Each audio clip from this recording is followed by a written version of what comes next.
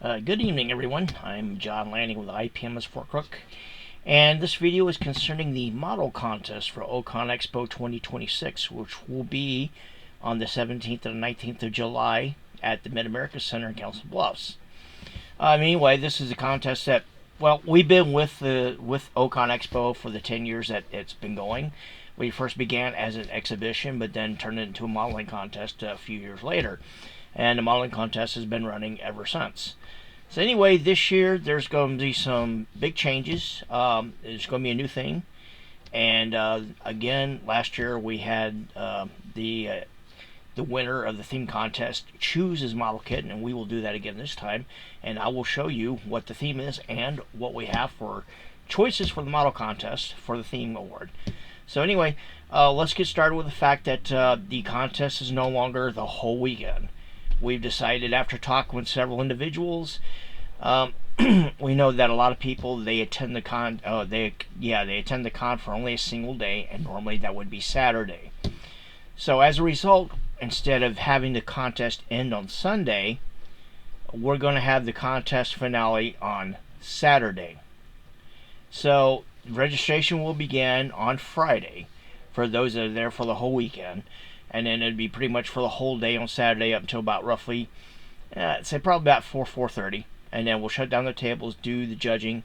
And then about roughly 5:30, before the cosplay contest begins, we will get out the awards. So it's just a single day, so that for those that only want to attend for a single day, or can't afford another ticket to stay there on Sunday to find out if you want an award, it will be just basically all day Saturday. Now, I know that will have an effect when it comes to the Popular Choice Awards, but we'll work around that. That's not a big issue. So that's the biggest thing. The rules are pretty much the same. Nothing has really changed. We have 4 categories. The first one will be planes, ships, spacecraft, stuff like that. Second category is figures and Gundams. Third category is basically everything else, including dioramas, cosplay items, stuff like that. And the fourth one is the junior contest. So, and of course, for junior contest, you have to be 17 and under to actually compete in that category. And for those that do compete as a junior, 17 and under, I still have a vat of model kits that will be given away, or the junior will have a choice picking a free model kit out of that vat. So for those for the juniors that compete in the contest, and yes, that includes those that, if you're a junior and you think that your modeling skills are good enough to go in a regular category, we will allow you to enter into a regular category. So that's not an issue there. But for all the juniors there, it doesn't matter whether you place or not, you will go home with something for free. So you have that. So, and I will have the vat there with me when we show up. So anyway, the theme this year is, well, let's say it. It is not only the 10th anniversary of O Con Expo, it is also the 250th anniversary of the Constitution. So basically, this theme is rather simple. It's red, white, and blue. Anything built or designed in the United States of America. And we're talking about anything from the past. It doesn't matter whether it's a vehicle, if it's an airplane, if it's a spacecraft, a car, anything like that. If it's designed or built in the United States, then it can be entered. So as the theme, I went through and I chose 5 specific, well, I'll say I had some assistance with us. We chose 5 specific model kits, basically dating the history of the United States of America, beginning with the actual beginning and up until the current and the future. So let's go ahead and roll with what I have for the theme contest here. This is the first one here. This is the beginning or the birth of the United States of America. I did have a brief explanation of this model kit on the Facebook IPMS Fort Crook page, public page, and it's rather historic. That is the Kentucky long rifle from Atlantis. So This is the beginning. These weapons aren't necessarily military weapons. They are survival tools. These were carried by the people that lived in the frontier. They used them for getting their food. They used them for self-defense.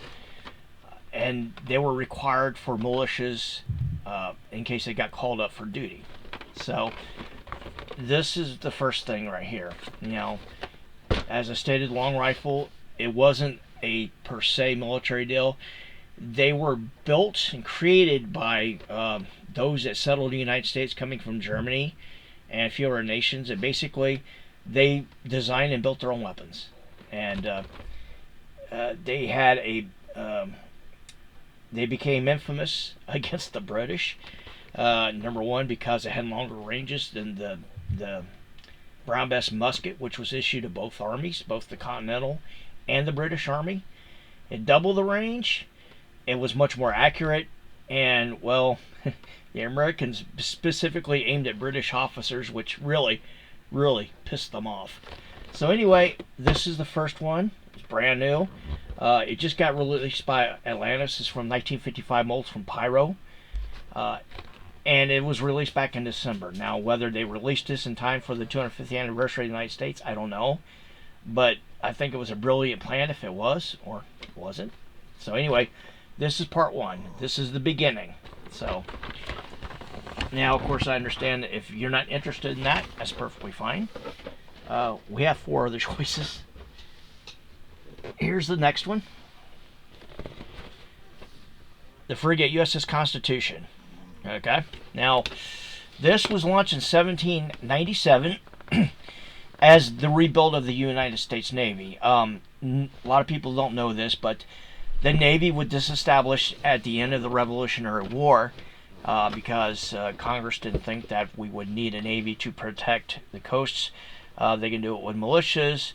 However, some problems with Barbary pirates raiding American ships, and of course the British and the French, which were still pretty much at each other, were capturing American ships heading to the other nation's coast and basically confiscating them. So the USS Constitution was one of 6 frigates that were authorized by Congress in 1794. It was launched in 1797, and it was most famous for the battle against the HMS Guerriere, in which it managed to get the nickname Old Ironsides because sailors reported watching cannonballs from the British frigate bounce off the sides of the ship and not do much harm. And the reason why is because the changes in design in the ship, and the ship was built using pine and oak wood, which is something the British ships were not designed with. So it is currently the world's oldest commissioned warship. It's not an active warship, but it's considered a museum ship, but it is able to sail on its own power, and it's still commissioned in U.S. Navy. So anyway, not only did it capture the Guerriere, it captured 4 of the British frigates, and the ship was designed to basically fight with ships in its own design, but actually to outrun the larger mainline warships that the British and French had that the United States did not have.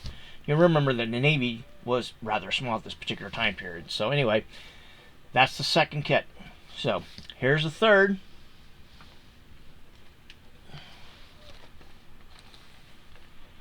The Wright Flyer, the beginning of controlled heavier-than-air flight in 1902. Of course, everybody remembers that. It was designed and built by the Wright brothers, who had a bicycle shop in Dayton, Ohio. However, they decided to try the flights out from a place called Kitty Hawk, North Carolina, and now the location now is known as Kill Devil Hills. But anyway, the first flight occurred in December 1903. Sorry about that, it's 1902. December 1903. And then over time, they built better aircraft. However, this is the first aircraft which is able to actually fly a small amount of distance. That it is not a balloon and is not a glider. So basically, heavier than air. So anyway, this aircraft is in the Smithsonian. And I forgot, I failed to mention, the Constitution is still currently on display in Boston Harbor. So this is the third kit. Here's the fourth kit, and this is for you car guys here.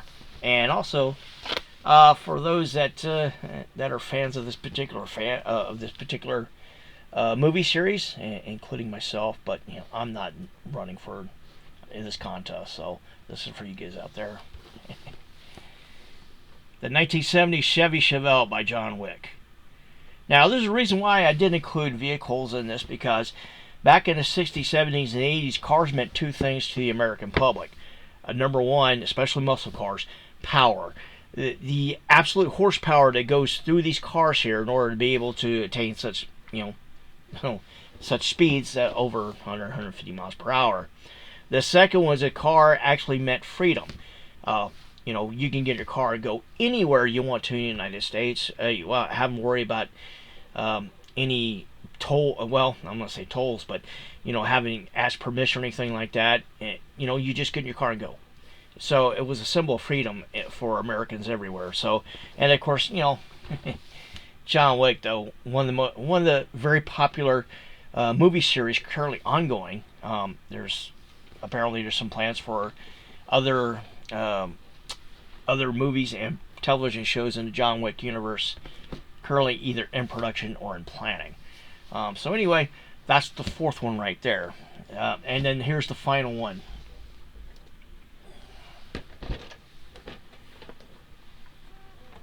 Okay, now it says Artemis 1, but however, this is also used for the Artemis 2 missions, which is a success just in the past couple weeks here. Anyway, this is now and this is the future, because this rocket will eventually start sending astronauts back to the moon again to establish a moon base and eventually be part of the program that will slingshot us to Mars.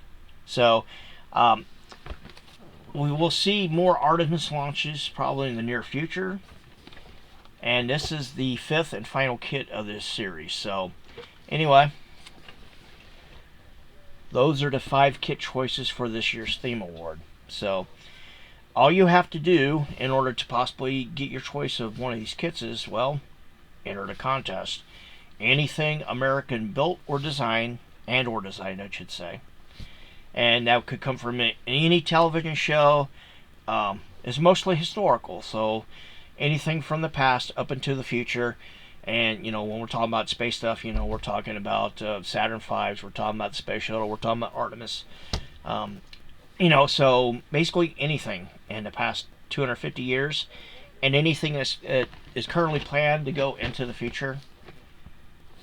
There you have it. So anyway, you have all of that. That's for the contest. Now, I will post the rules, which if anybody that's done one of the contest, it's the same rules. But I will repost them again on the IPMS Fort Crook page, Fort Crook page. Sorry. Also, I will send the information over to O Con Expo, so they'll post it on their website. If you do have any questions or comments, you can contact me. Just list them below. I will answer any questions or comments that comes through concerning the contest. So anyway, y'all have a good night and hope to see you at the O Con Expo.